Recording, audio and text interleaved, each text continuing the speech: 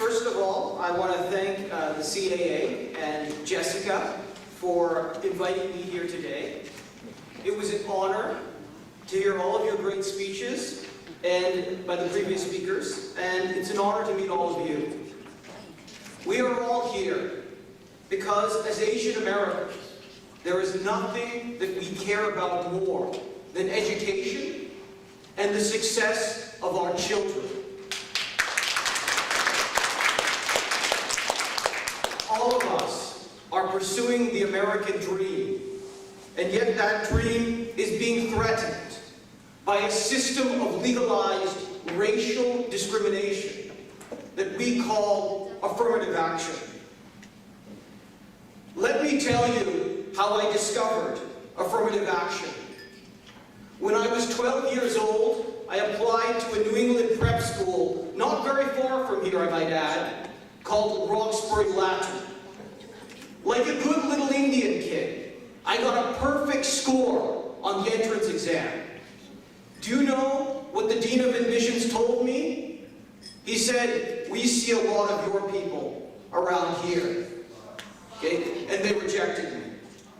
That is when I learned that there is something called affirmative action, and that it is perfectly legal to discriminate against Asian Americans and white people. I vowed that it would never happen to me again. 10 years later, when I was a student at the University of Chicago doing my pre-medical studies, I discovered that as an Asian American, I had a very low probability of admission. But an African American student with my same grades and test scores had a high chance of admission. So I came up with the scam, and yes, it was a scam, of shaving my head, trimming my long Indian eyelashes, joining the Organization of Black Students, and applying to medical school as a black man. And you better believe it worked.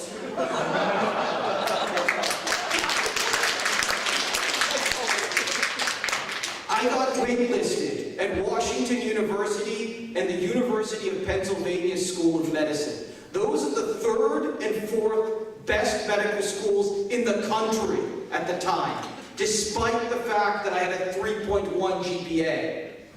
Okay? And I got into St. Louis University, despite the fact that my GPA was dramatically lower than their average of 3.7. Even today, according to the American Association of Medical Colleges, an Asian American applicant with my 3.1 GPA and 31 MCAT score has an 18% chance of admission. A white student with those same grades and test scores has a 28% chance of admission. A Hispanic student with those same grades and test scores has a 48% chance of admission. And an African American student with those same grades and test scores has a 76% chance of admission. If I did the same thing today, I would improve my chances of admission by greater than 50%.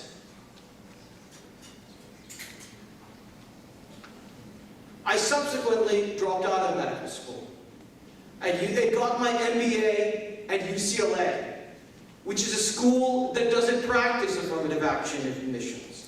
Thanks to the work of Ward Connerly and, to be honest, some of the people who have spoken on this stage today. At UCLA, I learned that it was possible to have a diverse class of African Americans, Asian Americans, Hispanics, and whites without practicing racial discrimination.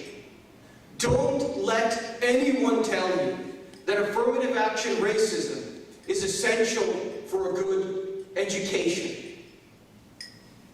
These days, I work as a college and graduate school admissions consultant at sosadmissions.com. Our motto is get into your dream school because we help young people to achieve their educational dreams and aspirations. As part of my job, I see the enormous impact that race has on admissions. I am well aware of the fact that it is much harder to get into college or graduate school as an Asian American than any other racial category. In fact, the discrimination is so bad that I recommend that my Asian American clients do not disclose their race on their application, as it can be shown statistically to dramatically reduce your chances of admission. And I recommend that all of you tell everyone you love to do the same thing. Okay? It is not a perfect solution. Thanks to Edward Bloom, Students for Fair Admission, the Asian American Coalition for Education, and dozens of other activist groups like this one, we know the full extent of Harvard's racism. I wanted to say that I am extremely impressed by the sneaky and crooked way that Harvard has tried to hide its racism against Asian Americans. Let me tell you something. Getting into medical school by posing as black is nothing compared to the scam that they have pulled.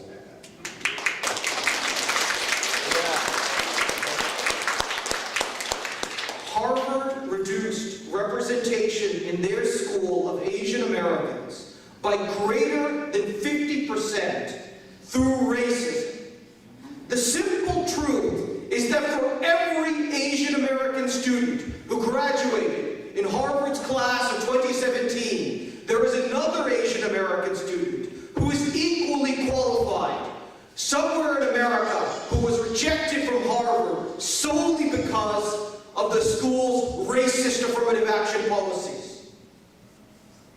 On behalf of the thousands of qualified Asian American applicants who were rejected from Harvard solely because of the school's racist affirmative action policies, I call for the resignation of Harvard's Dean of Admissions, William Fitzsimmons. For 3 decades, Dean Fitzsimmons has been the architect of Harvard's racist affirmative action policies. A man who has destroyed the dreams of hundreds of thousands of young people whose only crime was the color of their skin and the shape of their eyes.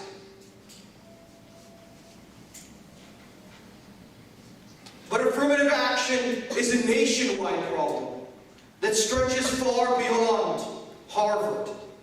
More than 100 universities publicly endorsed racial discrimination against Asian Americans and white people in the Supreme Court's Fisher decision. We know that thanks to Edward Bloom.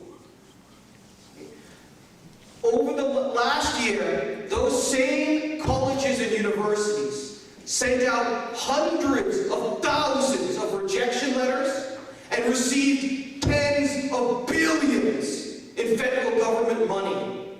They are literally taking your hard-earned money and using it to discriminate against you.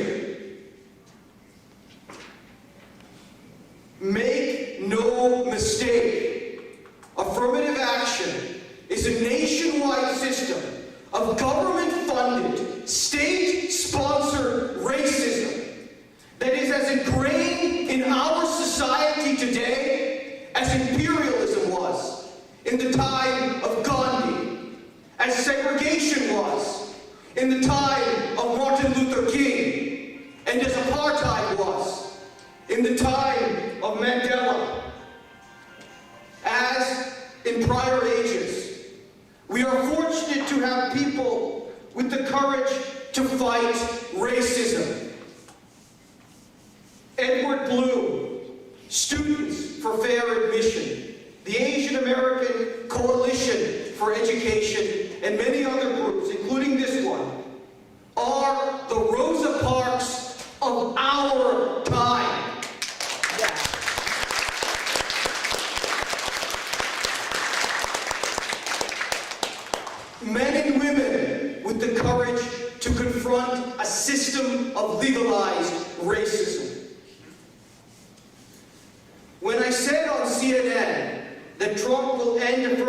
action like Lincoln ended slavery. People laughed, yet that is exactly what is happening. Regardless of how you feel about President Trump or your political affiliation, you cannot deny the fact that President Trump has been our greatest ally in the fight against affirmative action racism. Yes.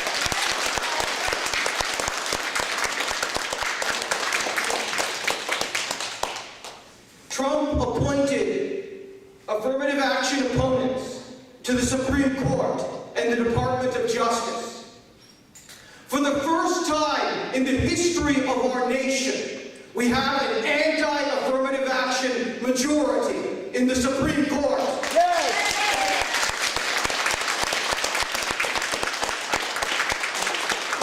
The Department of Justice has opened investigations into the illegal discrimination practices of elite universities.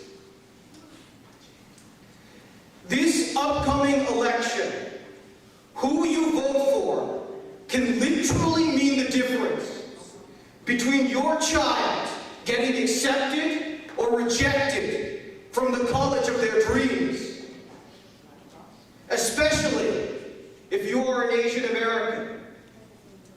So vote for candidates who oppose affirmative action racism. Don't wait until your child or someone you love gets a rejection letter from the college of their dreams.